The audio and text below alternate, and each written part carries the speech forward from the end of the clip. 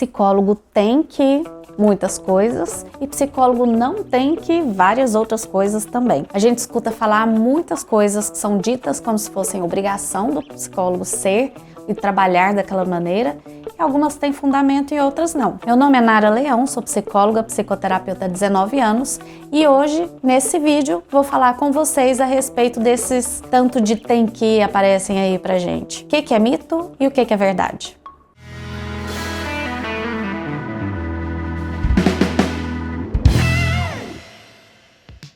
A primeira fala que a gente ouve por aí: psicólogo tem que ser neutro, psicólogo não pode se envolver emocionalmente com o paciente, não pode demonstrar emoção. Isso é verdade ou é mentira? É um mito ou realmente a gente precisa ter essa neutralidade nos nossos atendimentos? Bom, isso é um mito, porque nós somos humanos, nós temos sentimentos, nós estamos na relação de verdade com o nosso paciente. E toda relação humana é permeada sim por sentimentos. Então, tudo bem a gente ser tocado, tudo bem a gente se emocionar com o paciente. Eu lembro quando eu estudei, quando eu fiz faculdade, parece que era um grande pecado o terapeuta se emocionar e chorar na sessão diante do seu paciente. Não tem problema nenhum, gente. Quando a gente é tocado e a gente se emociona diante do nosso paciente, é interessante e é importante que a gente permita que essa emoção transpareça. Isso faz parte da relação e isso pode ser, inclusive, trabalhado ali como conteúdo e pode ser muito marcante e tocante para o seu paciente. Ele ver que o terapeuta dele fica tocado com as questões dele, que também se emociona, que também tem sentimentos. Então, o que a gente não pode fazer é estar tão perdido nas próprias emoções que diante do nosso paciente a gente se perde, se desconecta dele e aí fica tomado pelas próprias emoções, pelos próprios conteúdos. Aí sim, aí você não está a favor do seu paciente. Mas quando a emoção vem e a partir da relação e favorece ali o seu paciente de alguma maneira, isso pode ser trabalhado, é muito importante que isso possa fluir. Outra questão: psicólogo tem que ter a fala mansa, psicólogo tem que ser calmo, tem que ser zen e passar essa tranquilidade para o paciente. Gente, cada um é o que é. Se eu sou terapeuta e eu tenho um jeito mais suave de falar, meu jeito é um jeito mais calmo, ótimo, eu vou trabalhar a partir da minha maneira de ser. Mas se eu sou terapeuta e eu sou pilhada, eu sou aquela pessoa que fala rápido, que gesticula muito, não tem problema, esse é o seu jeito também. O importante é você se sintonizar com o seu paciente. O paciente está lá muito contido, num momento de muita introspecção, e você está lá pilhado, agitado, não. Aí não. Você vai se sintonizar com o seu paciente numa postura de respeito, de conexão. Agora, se seu paciente está animado, falando de uma coisa ali, você também vai ficar animada ali, ouvindo, né? Você está conectada. Então, não tem um jeito certo, um jeito certo e um jeito errado de ser, de falar, de se posicionar. O jeito certo é o seu jeito. É importante que você se permita ser espontânea, você se permita transparecer a pessoa que você é de verdade. Isso é importante, isso sim passa a verdade e traz um efeito terapêutico para o seu paciente. Outra fala comum: ah, você é psicólogo, né? Você é bem resolvido, você não sofre, você não tem problemas. Gente, que fantasia isso. É claro que a gente tem problemas.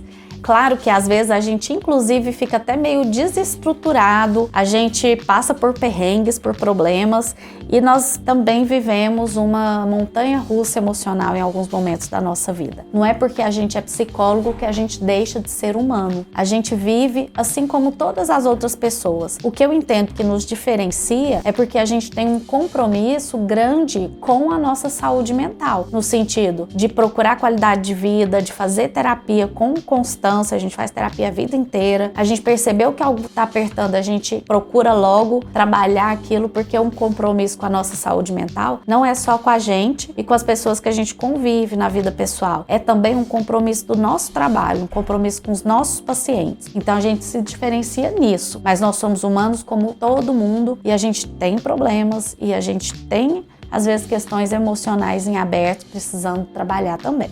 Outra fala: psicólogo tem que se sujeitar ao psiquiatra. É o psiquiatra que dá o diagnóstico, é o psiquiatra que fala qual abordagem que o paciente tem que fazer terapia, é o psiquiatra que tem que encaminhar para terapia.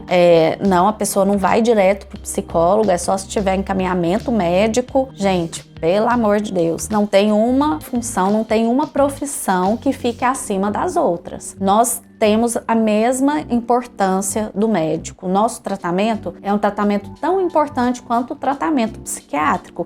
Então, são tratamentos que são casados, que acontecem junto. E é importante a gente ter contato com o psiquiatra dos nossos pacientes, os psiquiatras dos nossos pacientes também terem contato com a gente, para que a gente possa contribuir um com o outro. Então, não tem uma profissão que está acima das outras.